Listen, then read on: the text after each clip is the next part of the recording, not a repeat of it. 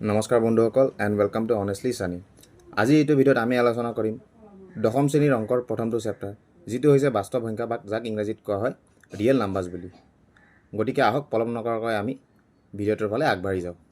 বাস্তৱ সংখ্যা বা ৰিয়েল নাম্বাৰ্ছনো কি সেই বিষয়ে জনাৰ আগতে আমি জানিব লাগিব যে স্বাভাৱিক সংখ্যা, পূৰ্ণ সংখ্যা, অখণ্ড সংখ্যা, পৰিমেয় সংখ্যা আৰু অপৰিমেয় সংখ্যা এইবোৰনো কি। কাৰণ এই আটাইবোৰ স্বাভাৱিক সংখ্যা, পূৰ্ণ সংখ্যা, অখণ্ড সংখ্যা, পৰিমেয় সংখ্যা আৰু অপৰিমেয় সংখ্যা গোটেইখিনিক একেলগে আমাৰ বাস্তৱ সংখ্যা বা ৰিয়েল নাম্বাৰ্ছ বুলি কোৱা হয়। গতিকে আমি প্ৰথমে আৰম্ভ কৰিছোঁ স্বাভাৱিক সংখ্যা বা নেচাৰেল নাম্বাৰ্ছৰ পৰা। যেনেদৰে আপোনালোকে দেখা পাইছে, স্বাভাৱিক সংখ্যাবোৰ হৈছে একৰ পৰা আৰম্ভ কৰি কিনে 1 2 3 4 5 ডট ডট ডট এনেকৈ গৈয়ে থাকে। তো সেইবোৰকে আমাৰ কোৱা হৈছে স্বাভাৱিক সংখ্যা বুলি। তাৰ পিছত আমি আহিছোঁ পূৰ্ণ সংখ্যা বা হোল নাম্বাৰ্ছলৈ। ইয়াত যদি আপুনি দেখা পায় যে আমি ক'ম যে 0কে ধৰি আটাইবোৰ স্বাভাৱিক সংখ্যাক একেলগে আমি পূৰ্ণ সংখ্যা বুলি কওঁ। আৰু স্বাভাৱিক সংখ্যা আৰু পূৰ্ণ সংখ্যাৰ মাজত এটাই ডিফাৰেঞ্চ হৈছে যে স্বাভাৱিক সংখ্যাত আপোনাৰ শূন্যটো সন্নিৱিষ্ট কৰা নহয় আৰু পূৰ্ণ সংখ্যাত আমি শূন্যটো সন্নিৱিষ্ট কৰা হয়। তাৰপিছত আমি আহিছোঁ অখণ্ড সংখ্যা বা ছেট অফ ইণ্টিজাৰ্ছ। ইয়াৰ আগতে ক্লাছ 9ত আপোনালোক সকলোৱে ৰিয়েল লাইনটো নিশ্চয় ড্ৰ কৰিছে। তো আমি সকলোৱে জানো যে ৰিয়েল লাইনটোৰ আমাৰ সোঁফালে থাকে শূন্যৰ পৰা আৰম্ভ কৰি কিনে 1 2 3 up to dot dot dot infinity, আৰু শূন্যৰ পৰা আপোনাৰ ৰিয়েল লাইনৰ বাওঁফালে থাকে যোগাত্মক বিপৰীতবোৰ প্ৰতিটো সংখ্যাৰ, যেনে -1 -2 -3 dot dot dot up to infinity.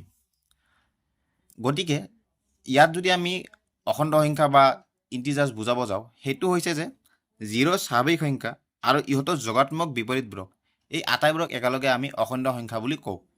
যেনে এক্সাম্পল ইয়াক আমি জেডেৰে ডিনোট কৰোঁ, আৰু এইবোৰ হৈছে ডট ডট ডট ডট -3 -2 -1 0 1 2 3 এনেদৰে গৈয়ে থাকিব।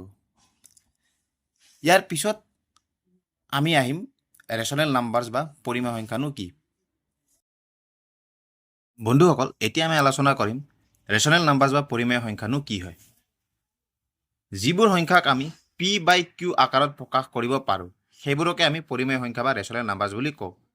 ইয়াত এটাই কণ্ডিশ্যন হৈছে যে কিউ বা ডিনমিনেটৰটো আপোনাৰ 0 হ'ব নোৱাৰে, যেনে 1, কাৰণ আমি 1টোকো p/q ফৰ্মত প্ৰকাশ কৰিব পাৰোঁ। যেনে 1 = আপোনাৰ আহিব 1 ডিভাইডেড বাই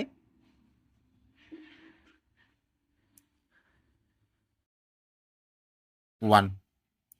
ঠিক তেনেদৰে 1/2, 2 আৰু 4, কাৰণ 4টোকো আমি p/q আকাৰত প্ৰকাশ কৰিব পাৰোঁ।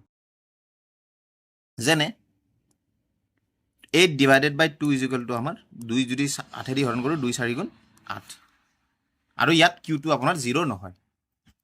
পৰিমেয় সংখ্যাৰ ভিতৰত আৰু দুটা গুৰুত্বপূৰ্ণ কনচেপ্ট হৈছে সমাপ্ত দশমিক। সমাপ্ত দশমিকবোৰ হৈছে সেইবোৰ সংখ্যা যিবোৰত আপোনাৰ ভাগশেষ 0 ওলায়। যেনে আমি যদি 2 দি 5ক ভাগ কৰোঁ, ইয়াৰ আপোনাৰ ভাগশেষ 0 ওলাব। ঠিক তেনেদৰে যদি আমি 1/8কো ডিভাইড কৰোঁ, আমি ভাগশেষ 0 পাম। তো যিবোৰ পৰিমেয় সংখ্যাত আমি ভাগশেষ 0 পাওঁ সেইবোৰক আপোনালোকৰ কোৱা হয় সমাপ্ত দশমিক। আৰু তাৰ উপৰি আৰু এটা গুৰুত্বপূৰ্ণ কনচেপ্ট হৈছে অবিৰত পৌনঃপুনিক, য'ত এটা সংখ্যাই আপোনাৰ বাৰে বাৰে ৰিপিট হৈ থাকে। যদি আমি এতিয়া 2/3 ডিভাইড কৰোঁ, আমি এনচাৰটো পাম 0.6666 এনেদৰে গৈয়ে থাকিব।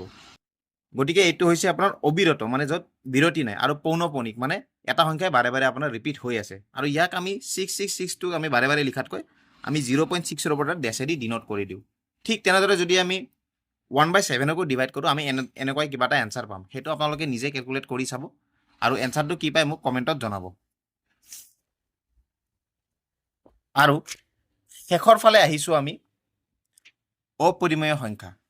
এতিয়া যিবোৰ সংখ্যাক আমি p/q আকাৰত প্ৰকাশ কৰিব নোৱাৰোঁ সেইবোৰে হৈছে আপোনাৰ অপৰিমেয় সংখ্যা, যেনে √2, √3 ইত্যাদি। গতিকে আমি আজিৰ ভিডিঅ'টোত বুজি পালোঁ যে ৰিয়েল নাম্বাৰ্ছ বা বাস্তৱ সংখ্যা হৈছে স্বাভাৱিক সংখ্যা, পূৰ্ণ সংখ্যা, অখণ্ড সংখ্যা, পৰিমেয় সংখ্যা আৰু অপৰিমেয় সংখ্যা। এই গোটেইখিনিক একেলগে আমি ৰিয়েল নাম্বাৰ্ছ বা বাস্তৱ সংখ্যা বুলি কওঁ। তো আজিলৈকে ইমানে, ধন্যবাদ।